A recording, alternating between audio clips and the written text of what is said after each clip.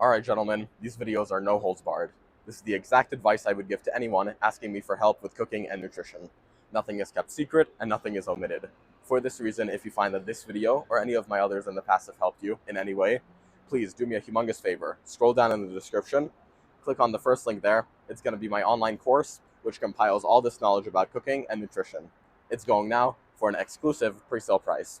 Thank you very much for your time, and let's get started.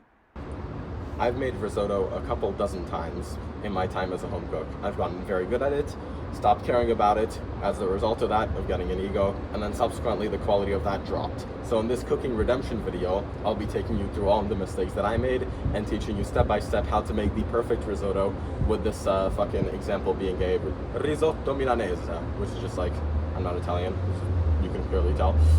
It's just saffron risotto. That's usually made with ossobuco, which is very, very nice, so let's get into it. Alright guys, I know in today's economy eggs are a little bit expensive, so I have here a cheap and easy alternative that anyone can get if you're going through a bit of hard times right now. Prepare for funny. Yes, Gennady! Yes! Now the first fix is to grate both the onions and the garlic. Some people use shallots, I here just use onions and garlic for the sake of simplicity. This makes a risotto exceptionally good, restaurant quality or above, because the real chefs, real practitioners can fucking chop that onion super fine, super well, and if you can't do that yet, like I can't do that yet, as just a mere home cook, grating it is the best option to get it to almost dissolve into the dish. Now, please listen to me and have some eye protection, because this shit made me tear up like fucking crazy, because I neglected all eye protection. For the rice, a common point nowadays is to recommend carnaroli. I don't know how to say it. Carnaroli instead of arborio rice. I haven't tried it myself. I'm sure it's good. I'm sure it's great if all the best chefs are recommending it. But please don't let it limit you that if you don't have access to it, right? You can make it with literally fucking any rice. Obviously, it'll be better with short grain, more starchy rice. But please, I use arborio here. It worked fucking phenomenally. That was a recommendation for the longest time, and nobody had a problem with it. Go use the carnaroli if you really enjoy. But don't let it stop you from making the recipe if you don't have access to it. Now, a nice white wine or nothing, honestly, works because the substitute... Even when I dip my fucking hands in boiling stock to get the saffron off, that you hear for white wine are like lemon juice, vinegars of different kinds, white wine vinegar, fucking sherry vinegar, whatever else, tarragon, and all that. Every single time I've tried it, Königsmarschlag, Lorden stiftas I Prag, dränkt I blod, som svenskarna står sig fram i except for in a lemon risotto, which is very nice. The white wine just works fucking phenomenally, and any other substitute is not quite the same, and you'll end up messing it up, making it too sour.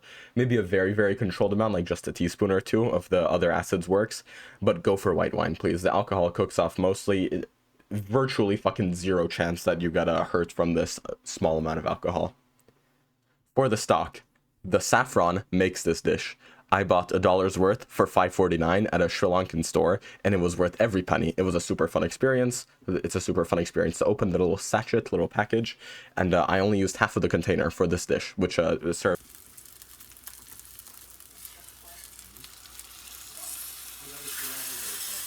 Wow.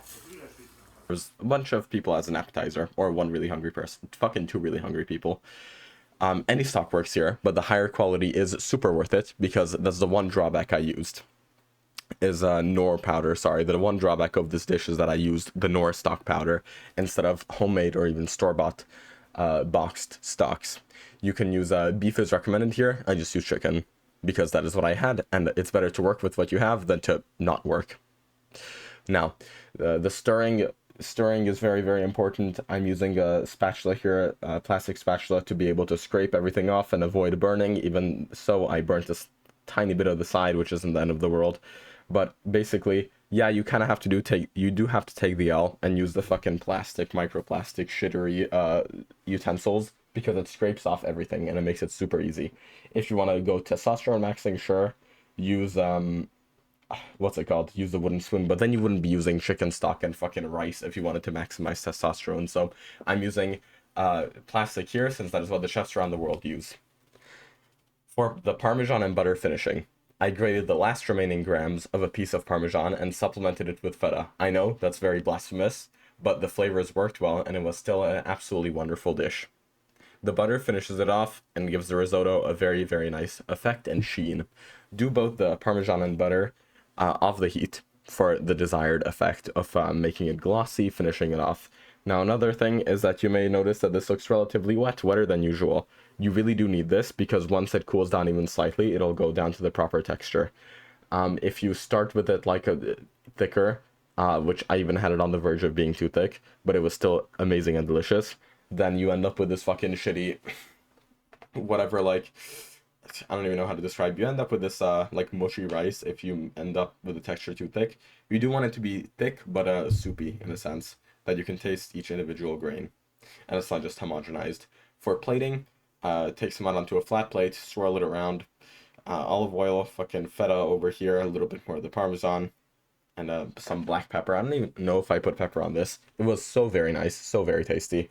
Again, because of the saffron mostly, and of the onion and garlic grating method, and just standing by it the whole time. Thank you very much. Remember, you may not have a lot of time in this world, but we have enough.